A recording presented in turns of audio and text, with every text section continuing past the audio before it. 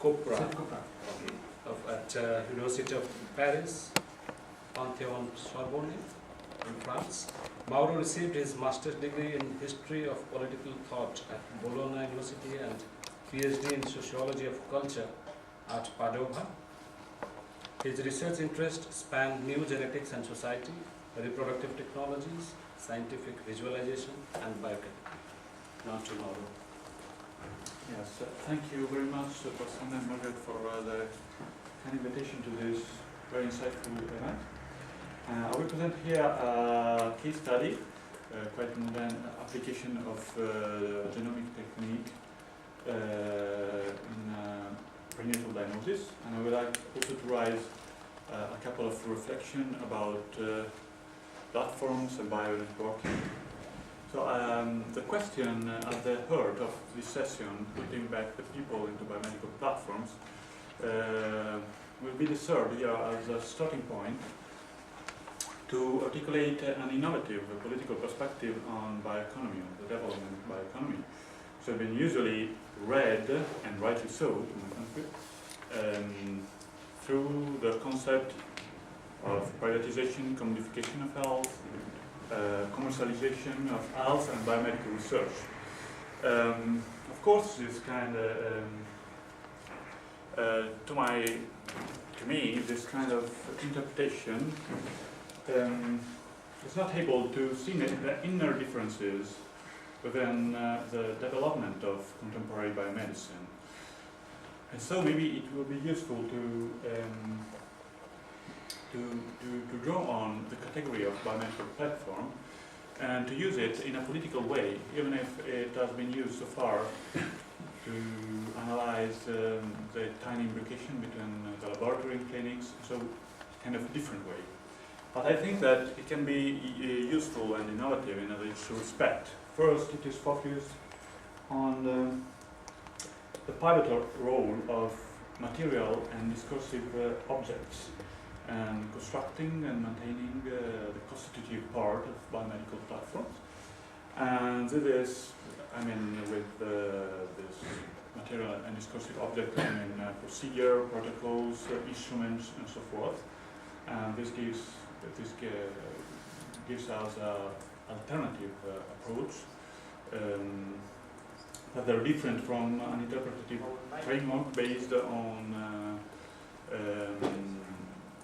a reading of the dispersion of clinics gate and the distribution of medical work as a competitive struggle between different collectivists, different social groups. So in our analysis, we will speak rather of social material, of the material discursive arrangement of the biomedical platform rather than of the collectives which form them. So I think that we cannot therefore conceive a space for people outside the socio-technical configuration of the platform. Secondly, the interconnection between laboratories and clinics requires a continuous adjustment, so there is a tension inherent to the biomedical work itself. As a result, biomedical infrastructures are never fully stable or transparent, but are rather active, generative, and changing. So a biomedical platform can be configured in more than one way. The political question at stake so shifts from the process of biomedicalization or molecularization of healthcare in general to the multiple configurations that the socio-technical networks can have. In this sense, the introduction in prenatal diagnosis of a new kind of techniques based on molecular genetics provides an ideal case of study, really defined as comparative genomic hybridization, CGH array or microarray. This technique has been applied successfully in postnatal diagnosis of psychiatric impairment or other congenital syndromes. Still, its application in prenatal diagnosis leads to two different ways to configure biomedical platforms. In this sense, I would like to draw on the category of regimen, which points out to the mutually constitutive relationship between epistemological innovation and organizational innovation. And in order to analyze how this kind of technological innovation, the introduction of array CGH array in prenatal diagnosis, poses an epistemological and clinical question that implies a reorganization of work. In particular, I intend to show how to differences of regimens resulting from the introduction of molecular technique imply not only different manners to solve uncertainty, different levels of interdependence, different technologies, different divisions of labor, and also different models of healthcare and different models of patient. So what is CGH array analysis? Of course, this innovation has several advantages over the technique used traditionally in prenatal diagnosis, cytogenetics. Particularly, this picture shows on the left the new chromosome is called this new molecular chromosome as compared with the traditional cytogenetic or conventional chromosome on the right side. So this means again in the detection rate of genetic anomalies of several percentage points. However, array analysis has also strong limitations compared with conventional cytogenetics. The bigger issue is the uncertainty due to the identification of anomalies that are not clinically coded, technically called variants of uncertain significance, as well as incidental findings. Even though they occur with very low frequency, they raise complex questions about the clinical interpretation of genetic anomalies and can result in potential anxiety or for mothers or couples in waiting. Even from an organizational point of view, the advent of array analysis has had a dramatic impact. While cytogenetics produce solid, definitive data and work basically in isolation with no links with the clinics, CGH array molecular technique has dramatically changed the situation, and it works really as a biomedical platform. Has increased so the exchange between the laboratory and the clinics. In particular, the collaboration is not only between the biologists and physicians, but also with other techniques like ultrasound scan, the findings that comes from ultrasound scan, the genetic databases, which have been brilliantly introduced today by Klaus Hoyer, and even adjacent practices like postnatal diagnosis of psychiatric and physical impairment. So in prenatal diagnosis we find the emergence of two competing models of arranging materially and discursively the biomedical platform. I would like to grasp these differences by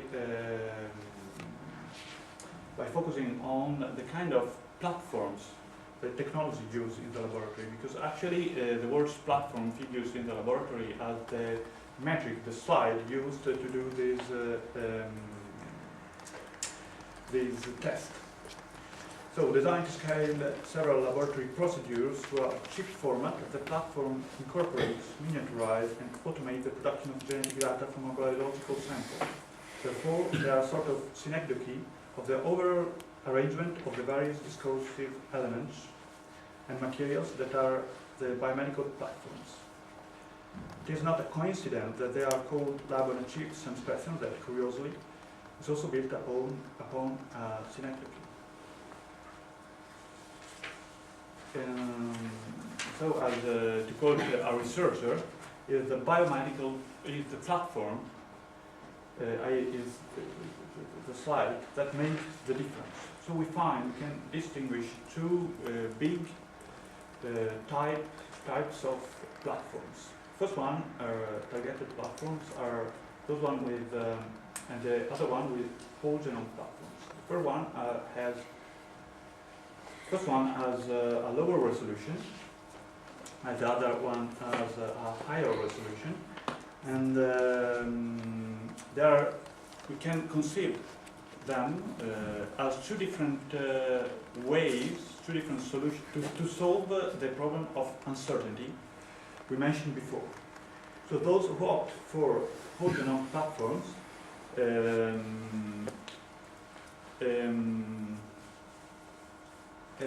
find a clinical solution of the problem of uncertainty by taking into consideration only those fetuses with a manifest pathology resulted out of ultrasound scan, cytogenetic analysis, or other clinical indicators. In so doing, prenatal arrays is used as a second-tier analysis, and thus they supplement the traditional technique, cytogenetic, which is still used for the majority of the test. The other way is provided by targeted analysis, which they provide a solution, a sort of technological solution to the problem of clinical uncertainty of findings. As the name says, this chip target hotspot the gene-dense regions where the most common genetic anomalies are located, yet have low resolution for the rest of genome. In this way, they supplant the old technique and can be extended to all prenatal diagnosis as a first-tier analysis. This struggle, this choice, opposes the two most important associations of the US and Europe, and I reconstruct ethnographically this debate in Italy, within the Italian genetic communities, where the struggle is between a private, very important private laboratory, Genoma laboratory of Rome, and Medical Scientific Association of Human Genetics, CHU. So I will present the two models of biomedicine implied in these two different implied in the choice of these two different techniques. The targeted platforms make this technological innovation immediately available without limitation, while enabling greater automation. That means potentially extending this technique to all prenatal diagnosis, and so enter the lucrative market of prenatal diagnosis. That means that this model is based on an alliance with private companies producing arrays, which, following a traditional marketing route for diagnostic companies, herald the support of laboratory directors. The labs contribute first to validate the efficacy of this test by experimenting on patients, and then to promote these new services to physicians. That gives the possibility to introduce new biomedical devices to a market greedy of innovation. At the same time, the price to pay for a rapid clinical application of an innovation is a strong technological transfer of medical decision making to the companies that design the automated equipment. In addition, an increased level of automation means a reduction of biologists employed, and as a result, a reduction of the test unit costs. By contrast, whole genome platforms means a less disruptive change in terms of division of labor and health services, in that biochips are limited to a small numbers of pregnancies at high risk. Paradoxically, these platforms are more technically advanced. They also allow an organic link with the research community and other medical specialties, like the postnatal diagnosis. And so there is more prone to research. It's also, they also imply two models of patients. The first one, I call it the patients updated.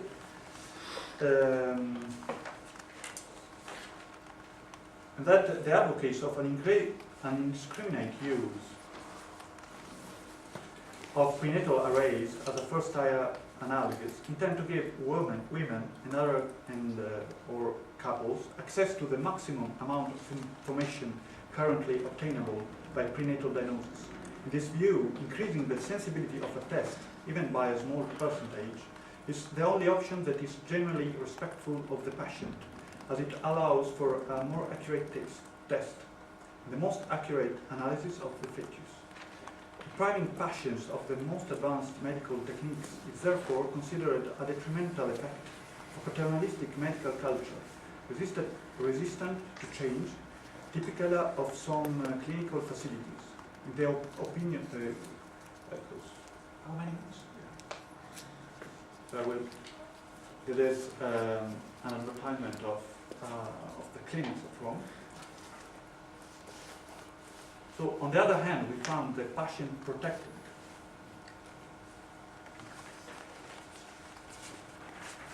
That means, yeah. I will sketch this kind of, that means that the most important things is the mediation of medical professional and scientific communities is used as a form of protection of the innovation driven by the forces of the market. By citing, by quoting the chair of a working group of CU, of National Scientific Community of Italy, everything that is introduced into clinical practice and therefore in its routine has to be assessed and developed by disease control centers, a system that provides a record of safety and effectiveness. What I pose as a problem is that it shouldn't be the market to decide, it should be a relaxed scientific community that does not have other interests in the decision regarding what it can and can't do. So the conclusion. I will try just to write some points in the conclusion. The basic point is that the same technology, so the same epistemological configuration, can have more than arrangement as epistemological and material arrangement of a platform of bionetworking. And so we can, and so it's important to grasp these differences within a same epistemological framework. And in this case, I try to sketch out two different aspects of the two biomedical platform. So in terms of technological transfer, biomedical research, reorganization of labor, information available to patients, ethical choices about innovation, approach to the patient, so the imperative of information or protection, and the models of healthcare towards a private or a public healthcare. Thank you.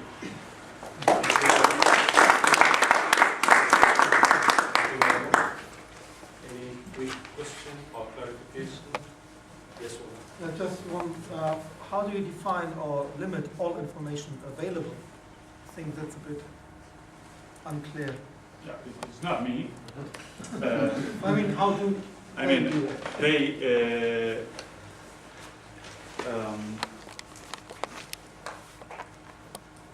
I just analyzed and explored two different arrangements of a biomedical platform, and I noticed that in one case, in private clinics in Italy, which have adopted